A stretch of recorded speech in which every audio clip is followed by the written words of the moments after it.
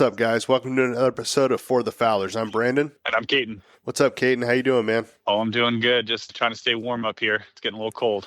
Nice, man. Well, here we are the Sunday after Thanksgiving. How was your holiday? It was good. I went up and visited some family up in Tahoe. Well, I guess we're supposed to be talking waterfowl, so that's kind of the spoiler there. Seems like every year on Thanksgiving, I tend to book myself with the family. It's kind of a little family time before I disappear for the next 60 days. Yeah, I'm kind of in the same boat. 5-6 years ago, we started hosting Thanksgiving here at our house, and actually I had plans to go out hunt the refuge on Wednesday, but I know these guys the listeners are probably give me some shit, but I ended up getting pretty sick over last week. So I was like, yeah, I can't go out because I had family coming and everything. So I had to kind of make sure I was good to go there. But yeah, man, it's a good holiday. For me, go ahead. Yeah, and I'm with you. For me, it's like November is a good time to not burn some of those favors with the wife. We call it Slowvember. I mean, there's definitely been birds to go after. You can't shoot them from the couch, but on the flip side, it's a good time to finish up some of those honeydews as well, because for the most part, it's not going to be lights out. Well, I'll tell you what, man, and this episode's kind of all about the season in review thus far, and I will tell you that looking on kind of Instagram, Facebook, just texting some other hunting buddies, guys were getting into them this past week, and I saw a lot of guys on Wednesday, and then even some guys that got some Thanksgiving morning hunts in, and I don't know if it's this thick fog that we've been having, but guys are getting into the birds for sure. There's some nice pictures out there. I've had to silence the couple of group chats I'm in because normally it's not a whole lot of success over the Thanksgiving break. And so I didn't obviously schedule any hunts, and I was getting a lot of pictures from buddies of mine hunting their private clubs. But some of the guys hunting even my rice blinds were getting birds, and I was pretty surprised, but that's, good foreshadowing of things to come. Yeah, that's exactly how I was looking at it. And you and I know we got some good hunts coming up, and December and January is only going to get better, but we got some pretty fun hunt opportunities, you and I, coming up in the next few weeks that I know I'm really looking forward to. A spot that I've never been to, that I've been putting in for a very long time. I think you've hunted it one time, right? Once or twice? Yep. Once? Yeah. One time. Yeah, so it'll be good to have you along on that one to kind of show the way. And I know we've been doing some research on it. So, historically it should be a good hunt. So I'm looking forward to it. But yeah, this season so far, it's been kind of hit and miss for me, but it's definitely starting to pick up. Obviously it's kind of a slow start. We both didn't hunt opening weekend. But, shortly after that, had a couple opportunities, some where we just kind of watched the sunrise and some where we thought it was going to be a slow day, and we ended up getting into them. And I know you had more than your fair share of hunts, especially some of your opportunities on some of the private property that you've been hunting. You've had a pretty good season so far, right? Yeah, so, just getting into my past couple weeks, it's been good. I live up in Shasta County, so I've been making the trek up to Modoc County and Lassen County to try and find some of the birds that are staged, so to speak, before they make the final jump down to the valley, or at least that's my goal. And I've had some pretty good success. I've had some bad days.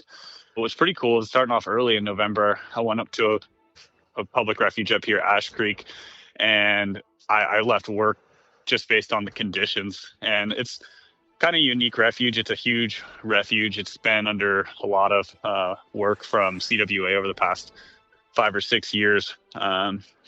And you can get into some birds there, and you can definitely waste a lot of time there. I'm probably 50-50, but I had probably one of my better afternoon hunts.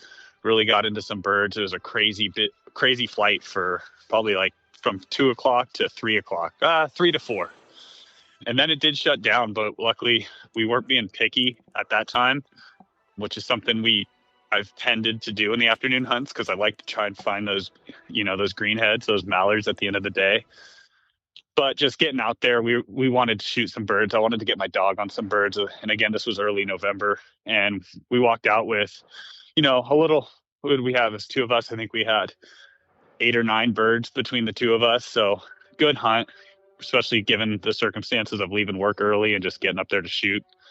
But then again, I saw the exact same weather pattern about 4 or 5 days later, did the exact same thing, cut out of work early, drove up there, and I stared at the sky. And it was so crazy, because as soon as shoot light changed, and this was right after daylight savings time, I kid you not, hundreds, if not thousands of birds all of a sudden start flying over, landing in water. So it's like they know right when legal shoot light is called, they know when to fly. For sure. Yeah, man, it's been interesting. I've had some conversations with some other hunters, and they're kind of echoed the same thing with just kind of the change in weather, change in shoot light, shooting patterns, all those different things that, we're just trying to kind of stay one step ahead, Yeah. I mean, I've hunted with, kind of back to that, I've hunted with some new people that I've met, hunted a new property way up in Modoc County, and that was super unique hunting up there. Had a ton of success, but the story of my season's kind of been hot and heavy and quick. Definitely want to hit those birds early. There seems to be a lot of them for me. And then it does shut off. And I mean, most of my opportunities, when it's shut off, it's like a true November day at Sac Refuge. Like there's not a bird to be seen. So I think like it's been a combination of being in the right spot, but also shooting well and just being, taking the advantage of the birds when the birds come in. Yeah, for sure. Absolutely.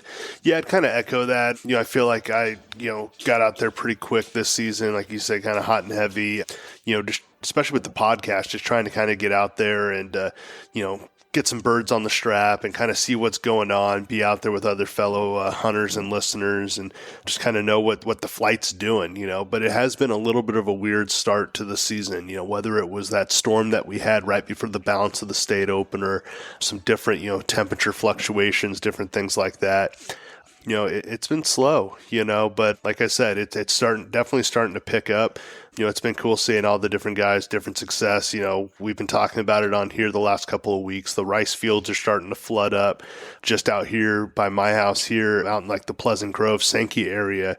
They're flooding up those ponds and, tons of birds are loading in. I was traveling for work the other day and just, landing back into Sacramento and just looking out the window and seeing all the fields just flooded up. And like I said, just tons of birds starting to raft up. So hopefully those guys start to, pick up and, get an opportunity to get out there and take advantage of their leased properties. Yeah. Kind of to echo that. It seems like guys who have good access on some good property, especially in the valley, have been getting into birds. Like we kind of talked about at the beginning of this, I got some good pictures. My rice is kind of just getting going. I know one of our blinds I haven't even been out to. That's kind of the more southern blind that my blind partner definitely manages that. But the northern blind where I put my spread out, it seems like birds are starting to trickle in.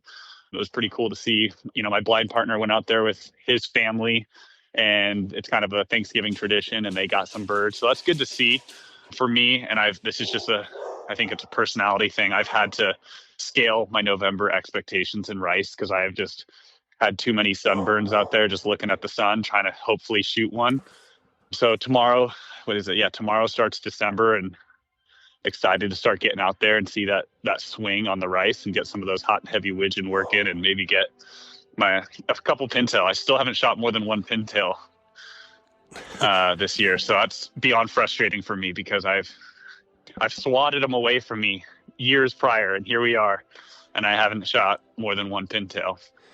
So once again, my goal this season, I want to do the 3 pintail and 4 spoonie on a strap. I want to go check out that limit one day.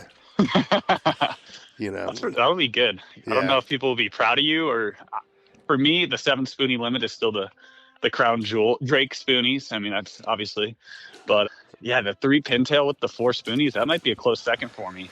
For sure. So, well, right on, man. Well, I know you and I chatted a little bit about this episode. I'll let you jump off here in a sec, but yeah, looking forward to this one. We're going to have a few other hunters on here, some other listeners, some guys that, we actually met on Instagram that, kind of listen to the podcast and, just kind of will check in with them. They kind of hunt all over. Looking forward to my conversation a little later with a hunter from Southern California. So it'd be kind of cool to get his perspective.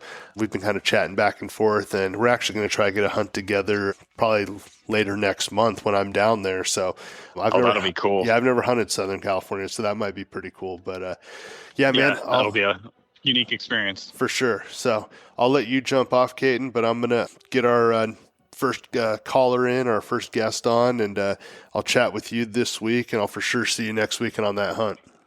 All right, sounds good. Take it easy. See ya. All right, we got George on here. If you guys remember, I met George earlier, I think last year, but we caught up again this past opener over at Sanborn Slough, so it's been kind of cool connecting with him. But George, appreciate you coming on For the Fowlers, man. How's the season going so far? It's going. I mean, the birds are definitely moving around in Calusa. So we went up there on Friday. We got 8 for 3 people. Not too bad. Got to work Goose a little bit. She's slowly getting there. I got my father-in-law out. Got him to shoot some more ducks, and then we've just been hunting around Pleasant Grove locally. And we went yesterday, 1 bird for 3 people, so it's pretty rough.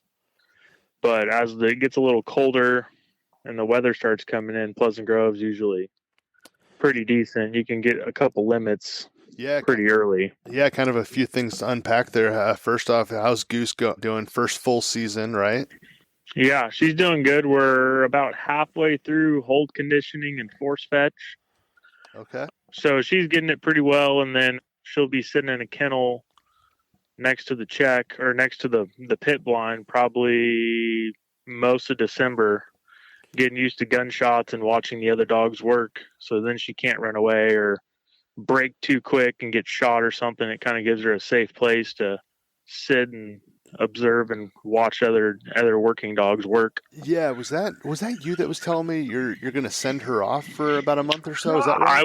I was going to, and I got 4 buddies that have only trained their dogs by themselves, and okay, they said they're going to help me out, and I bought a whole kit, the whole force fetch hold conditioning program from Lone Duck Kennels out of New York.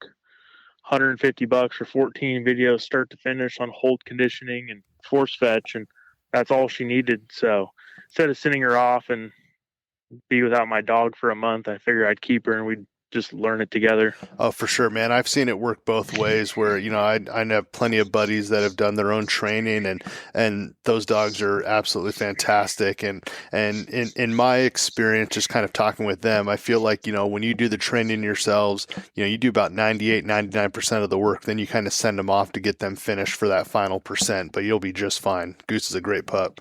Father-in-law is enjoying and the waterfowl season? Yeah, he's enjoying it a lot. He hasn't been in any bad weather yet. No rain or anything, just a little bit of wind. But we're slowly working him up to. We're going to hunt the marsh in January, and it's going to be raining. It's a pretty sure thing. So I told him, you better get some rain gear, bud. That's awesome. Well, I'm sure he's got a Sitka jacket or something, or some Sitka package you guys can win at a banquet or something like that, right? Oh, yeah. We just won the NorCal Guide Sportsman's Association dinner. We actually won the winner-take-all table, $15,000 worth of stuff. Yeah, man, that's awesome. Yeah, it's funny. Was it last week, 2 weeks ago? I ran into you at Sportsman's, and you were doing all the paperwork and all that stuff for all the fun toys you won. Oh, yeah. Seems like every dinner we're getting something fun to leave with. Yeah. Well, I was telling you before we jumped on the air here, I know a handful of buddies that hunt kind of the Pleasant Grove, Sankey, Riego area, and I know that's kind of where some of your properties and blinds are. Tell me a little bit about that. Like, I know it's kind of a later start to the season, but, when did you guys get water? Have you been able to hunt it much? How's that all going? We've had water, I'd say, for the last 2 weeks, 2-3 weeks, we've had water. We've hunted it twice. We got kind of a late start. Everybody was either deer hunting or doing family stuff. So we got the blinds brushed and the decoys set, and we're slowly doing it. We're doing a kids hunt this Thursday before Thanksgiving. We're taking all the little kids with us. So awesome. Me, my buddy, and my 2-year-old, his 7 and 4-year-old. So we'll see how long they can last in the cold. Sure, but that'll still be a lot of fun. Yeah, it's actually, I was looking at the weather for this upcoming holiday at Thanksgiving, and yeah, you're right. I mean, the weather's supposed to be okay, but it's going to be damn cold.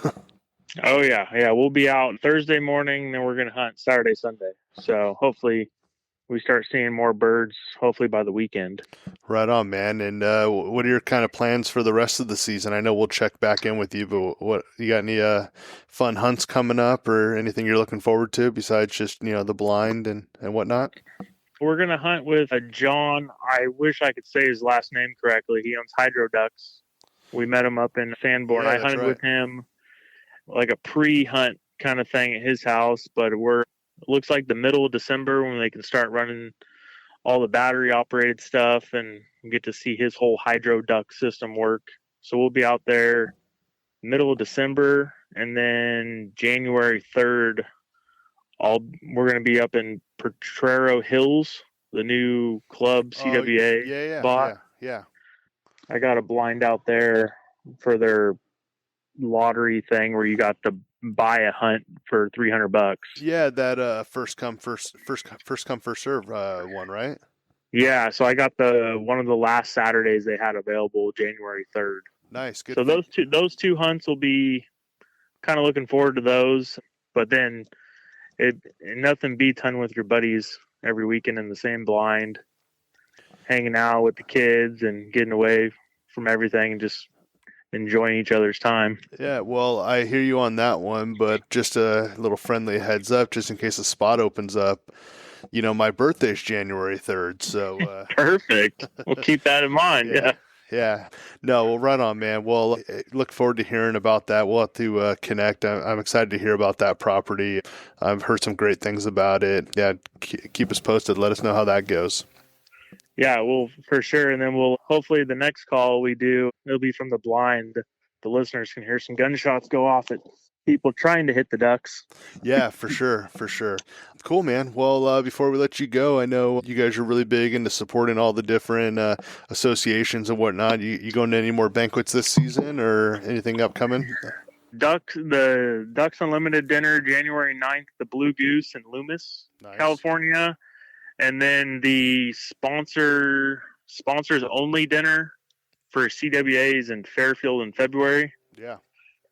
That's pretty much it. Oh, one other thing I like to tell everybody is I did switch to a 28 gauge this season for a little bit. So it's a little bit of a learning curve. It's like shooting a BB gun though, so that's kind of fun. So you said for a little bit, so you're still figuring that one out? Yeah, I don't like the $67 a box for shells, but we'll get past that. Right on. Well, yeah, it's funny. I'm going to be going to a banquet coming up here pretty soon. The Pocket Greenhaven one is week after next, or actually, I think it's next week.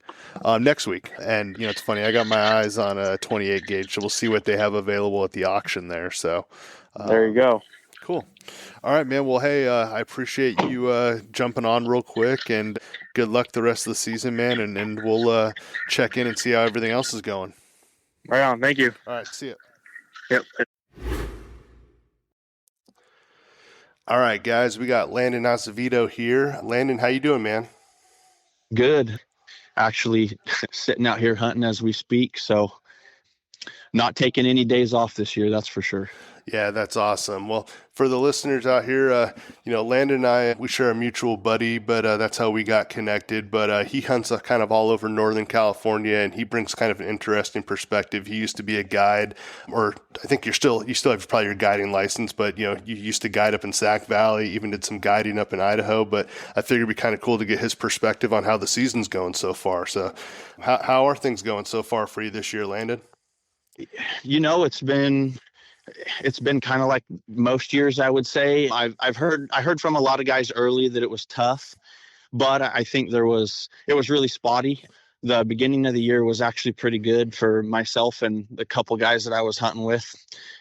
Got into some tidal water that I've never hunted before. I mean, you hear about it. Guys are in kind of the same stuff year after year, but we ended up finding some birds out there and had 2 or 3 good shoots early, hunting out of the boat, and then just kind of waited for the crowds to disappear on the refuges. They're always there for the first week and a half, 2 weeks, and then kind of went to work on those birds out there after that. So Yeah, so, and not burning any spots here, but you're based down kind of in the grasslands area, but you hunt kind of all over. It seems like you kind of have the opportunity to kind of follow the migration. So you kind of hunt wherever you have your opportunities. So I know lately you've been spending some time up in the Sac Valley, but also in the grasslands. But where have you been spending most of your hunts this year? Has it been kind of balanced?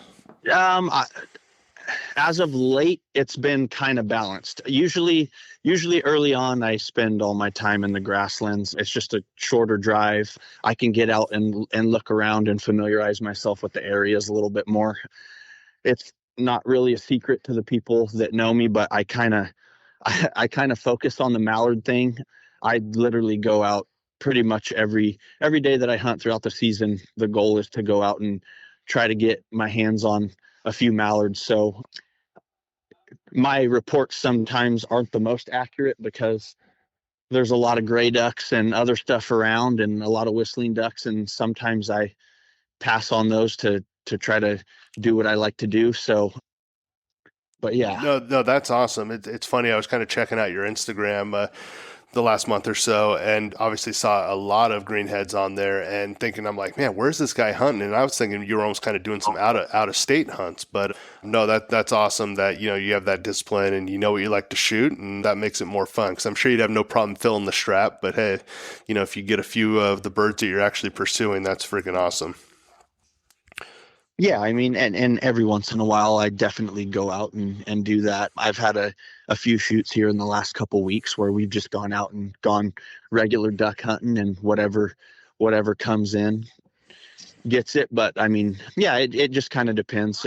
Usually if I get invited somewhere on a reservation that's just holding a bunch of ducks, or if I draw something, I'll try to take a couple guys or a guy or whatever and kill ducks just like everybody else. But the mallard thing is kind of what keeps me going. So yeah. Speaking of those mallard hunts, are there any hunts this year that that in particular stand out to you?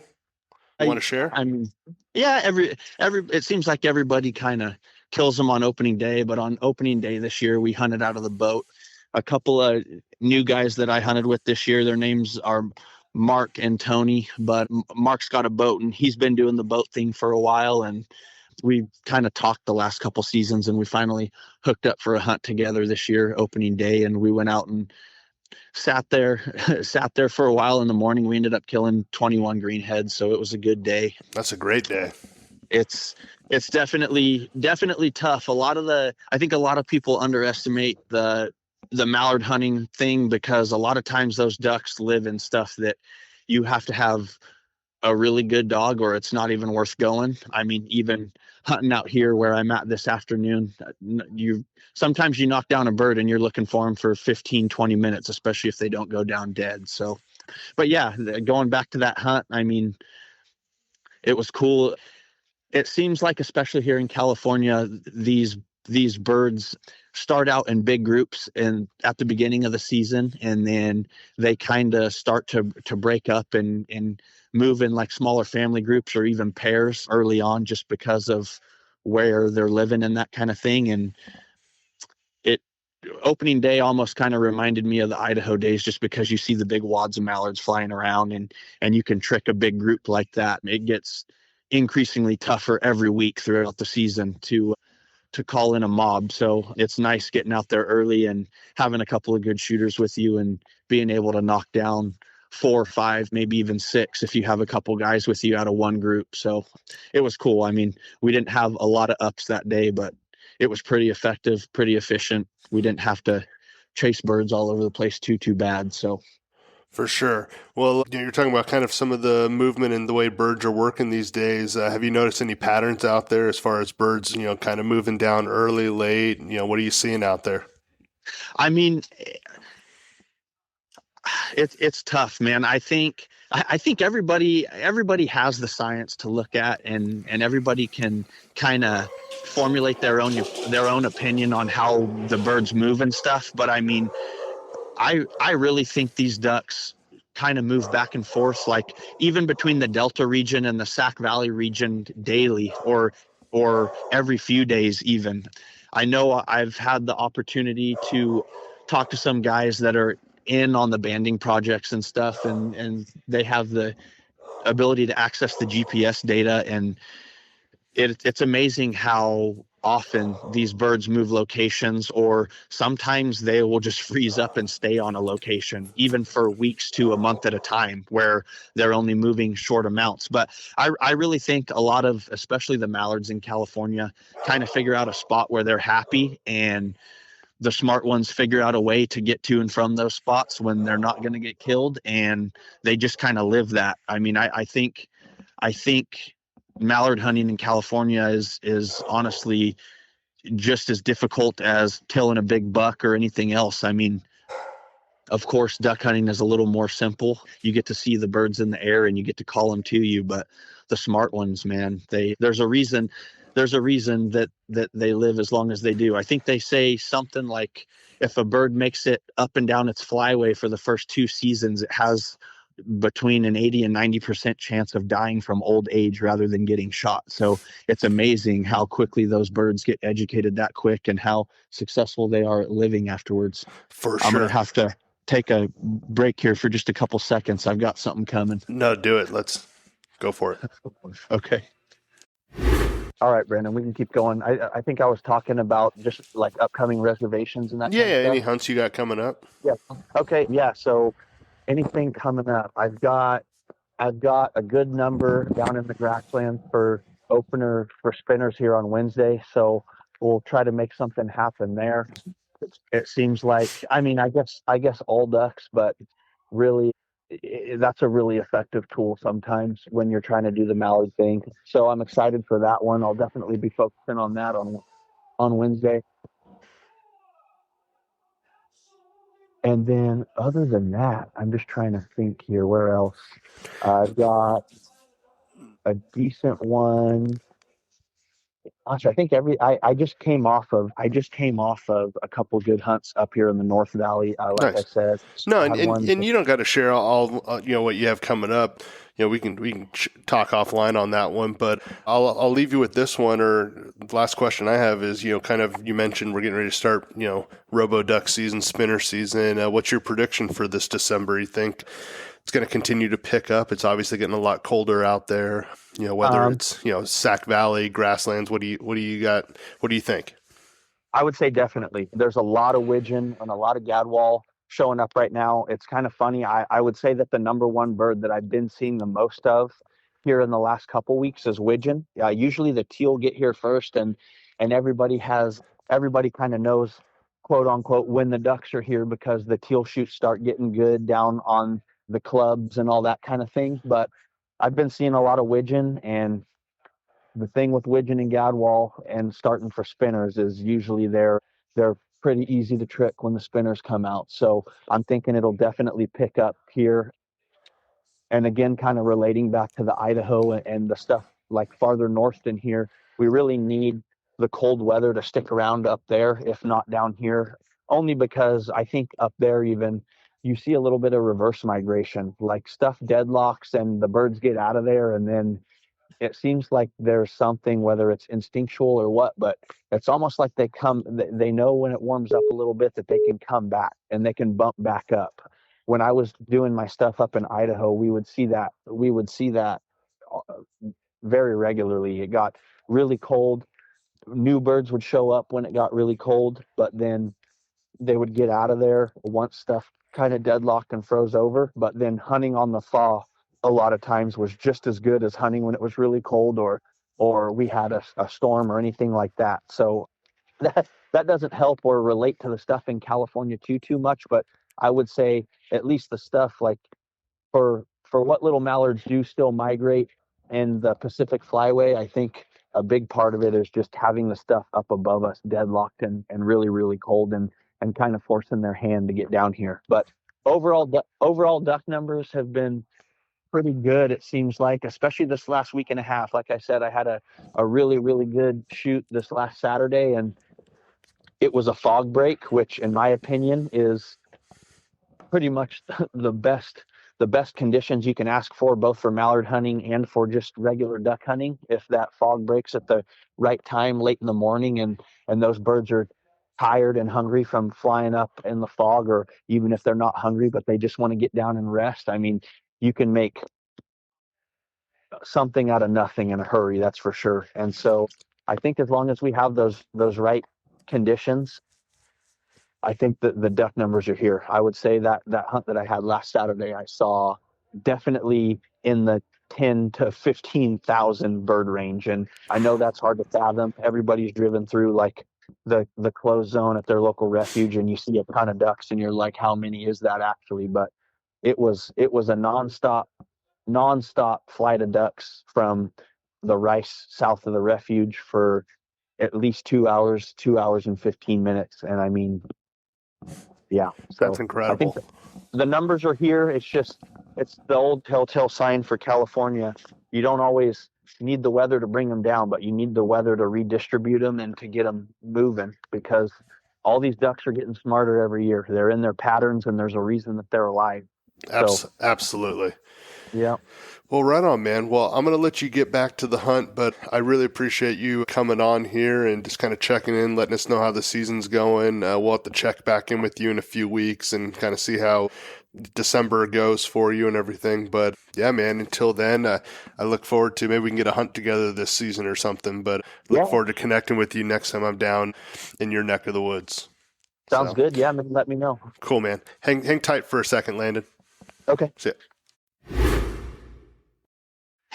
All right, man. So we're recording now. Cool.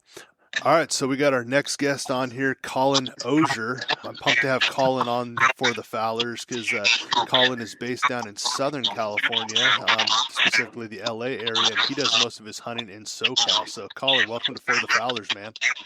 What's up, man? Thanks for having me. Absolutely. So, as you know, this episode, we're kind of checking in with some hunters, and I know you've been pretty active on Instagram following the For the Fowlers page and commenting on the podcast. So, first off, man, we really appreciate the support with the podcast, but we just want to check in and kind of see how the season's going for you so far. How are things going down in Southern California?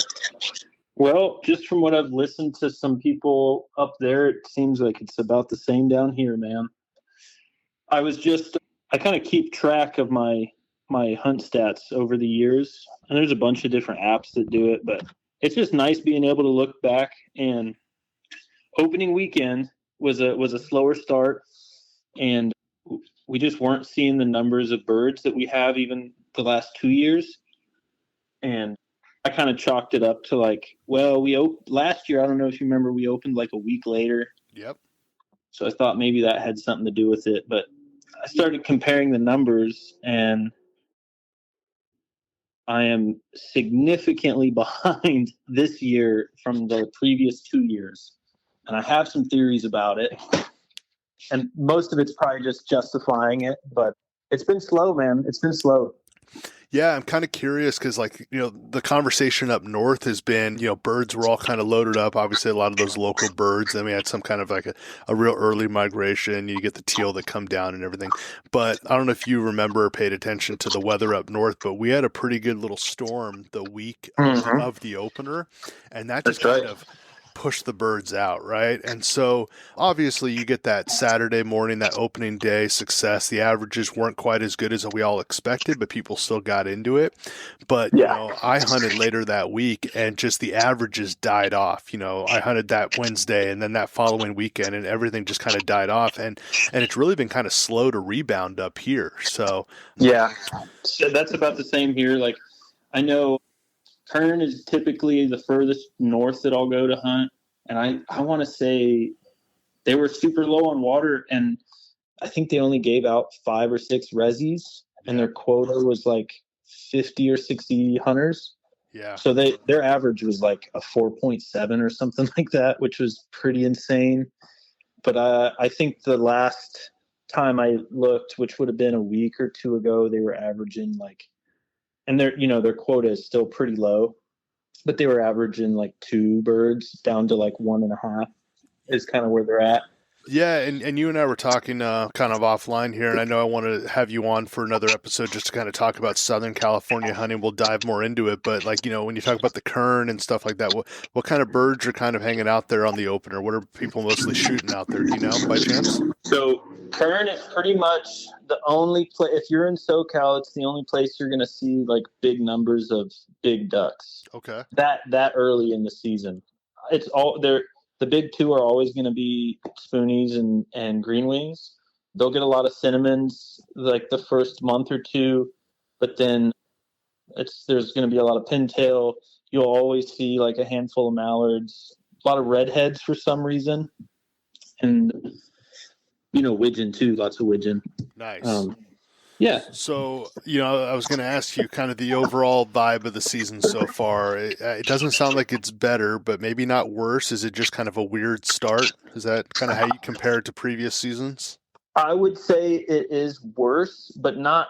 It's not a bad thing. It's just kind of, it is what it is. My theory is that, so the last 2 years, it's been dry and down here. Like I know last year you guys got a ton of rain up there. Mm-hmm. And we were like single digit inches of rain all last winter, which is like not great for wintering habitat, but it does one thing really well and like consolidates the birds. Yep. And last year, it's like if you could find the little spots where they were at, I was averaging like 4 to 5 birds a hunt last year. It was the best season I've ever had. Nice, yeah. And I think it had a lot to do with like there was less water. A lot of people stayed home because there was less water, and it was pretty warm all year. And this year, I mean, thankfully we got a ton of rain.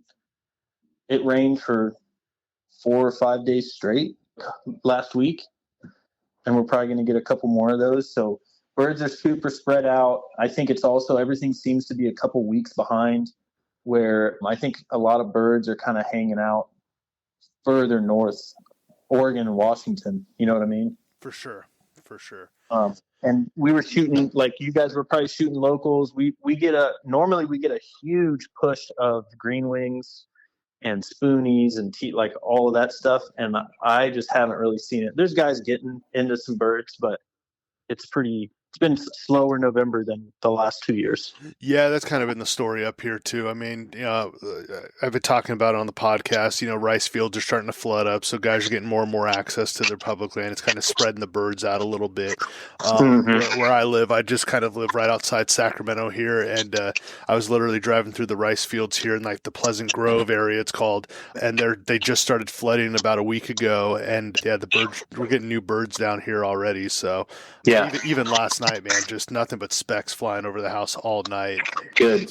So they're heading your way. They'll be there shortly. So there you go. Yeah. So obviously we met on Instagram here, and I follow your page. Remind me, what's your Instagram again? The Instagram is called The Sweat Line. Yeah, The Sweat Line. So yeah, guys, go check it out. Follow Colin on the Sweat Line there. But I wanted to just kind of check in with you. Sorry, who's calling? All right. So I wanted to check in with you, like any hunts that you want to share. I mean, I've been kind of following along on Instagram, but anything stand out that you want to share so far this season, or? Well, it's been slow. Opening day was actually not bad, man. We were kind of at a off. Nobody in the crew pulled a resi, and it's because we only really have like 3 refuges to choose from. It can get pretty hectic. Sure. San Jacinto has like 50 spots, and you'll typically see 300 people.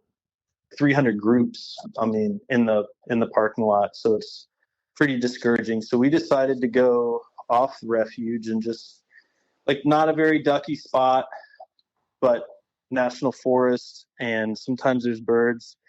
And 3 of us were like scratched out 7 and got a couple mallards and a couple pintails. So that was like probably my favorite hunt of the year so far. Nice. Well, good for you guys. That's always kind of fun when people kind of do their own thing and break away from the crowd and everything. So good for you and your buddies for sure. Yeah, man, that was a good one. Yeah. So you mentioned those 3 refuges. Which refuges or which areas seem to be kind of holding birds lately? So I unfortunately have not been down to Worcester yet. I've sworn off San Jacinto indefinitely. I'll never go back there. But I mean, power to you if you can hang tough in there. But usually Worcester, the numbers are very misleading. So if it's if it's averaging, which I just looked up the numbers, they averaged like 1.7 this last hunt day. So that means there's probably a handful of ponds for people that have done their time down there that they're shooting limits. It's going to be, and there's a dude on Instagram. He's a guide down there, the Salton Sea Guide Service or something like that. Check him out, dude. There's probably millions of birds that end up on the sea. It's mostly teal, but they get a lot of wigeon and spoonies and stuff. It's like December, is when stuff really starts going. So that's going to be what I'm looking forward to pretty soon. Nice. And we'll dive more into this on your SoCal episode, but I'm curious, you said you swore off San Jacinto. What's kind of the quick story there? Well, I'll tell you this. They set off a foghorn at shoot time. Jeez, okay. I kid you not, dude. In an effort to stop people, the place is small enough that a dude will just stand in the middle of the refuge with like a foghorn, and he lets it rip at shoot time, and that's when World War III takes off. That makes sense. All right. Yeah, there's no closed zone at that refuge, so you get about 15 minutes of mayhem shooting ducks that you can't tell what they are, like 60 yards in the air, and then it's over. Crazy. I hate it. Yeah, for sure. Well, right on, man. Well, so what kind of birds are you guys seeing most out there right now? What's the flight been looking like, or the migration? What's it been looking like out there? A lot of green wings. I've actually not that many spoonies this year, which is kind of tough because that's usually like makes up a big percentage of our birds down here, but lots of cinnamon, more cinnamon this year than I saw last year, which is nice. And I haven't looked at all those numbers, but my guess would be like green wings and the cinnamons are going to be the leading birds here pretty soon. We're going to start seeing the pintail harvest really take off because a lot of them will kind of winter around that Salton Sea area.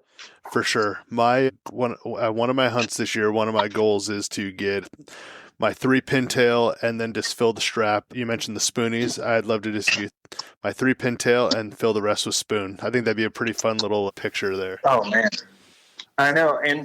And there's enough Hank Shaw recipes out there that you can figure out what to do with spoonies. So for sure. So well, run on, man. Any hunts coming up that you're looking forward to? Well, I'm probably gonna do a little rip up north this weekend with a buddy and try and hunt like a type C area Friday and Saturday and just we're tired of hunting in short sleeves, we need to go north where it's cold. Yeah, I hear you on that. Well, we were talking before we started recording here. It's definitely cooling down when you get this far north. That's for sure. So, we'll connect again as the season goes on, but what's kind of your prediction for the rest of the season or heck, maybe just this next month? We'll check back in and see if you're right, but what are you thinking? What's it going to be like? Here it is, man, because they did the BPOP survey and there's like 49% more mallards and like all these, the wigeon was up, like all these birds are up. The birds are out there. They're just not here yet. I really think that December and January are about to be Western. I think it's about to get really, really hectic. So I've gone out a lot less. After the first couple hunts didn't go the way that I thought they would, I decided I'm just going to save my days because I really think it's about to get hot and heavy. Yeah, no, I get that same vibe for sure. So, let's fingers crossed that we're both right there. And famous last words, dude. We say it every fucking year. I feel like we say the same thing. Oh, big time. I was thinking about it the other day. It was one of our episodes where we're talking about like how duck hunters are the most optimistic, right? And honestly, I'm not going to say it's been a bad season so far. It's just been different. That's all I'll say. Yeah. There's nothing like that, like 15 minutes before shoot time where you're like, today's the day, dude. Oh, exactly. Yeah. I mean, a hunt recently, it was the same thing. You go into today's the day and shoot light, nothing's really flying. And I'm just like, what's going on here? And then sure enough, about 45 minutes to an hour in, it turned on. So there you go. Yeah, we'll take it. So, Well, right on, man. Well, hey, I appreciate us connecting here. Once again, guys, follow Colin on Instagram at the Sweatline. We'll tag him on our post here on Instagram as well when we get this going. But yeah, Colin, man, good luck the rest of the season. We'll check in with you and have a happy Thanksgiving. Yeah, thank you, sir. You do the same. We'll talk soon. Sounds good, man. Hang tight. All right. All right, that was our last guest of the episode. Really appreciate everyone coming on and sharing their reviews so far of how this season's going for them. Really excited to see all the pictures on Instagram and Facebook and all the different social medias. Great stuff seeing guys getting into birds this season. Love seeing all the different pictures and whatnot. But yeah, don't forget you can follow us on Instagram at For the Fowlers, and please continue to rate and review us on Spotify, Apple, YouTube, and anywhere else you may be listening to our podcast. We really appreciate it. So hope everyone had a great holiday. Happy Thanksgiving once again, and we will chat with you soon. Bye.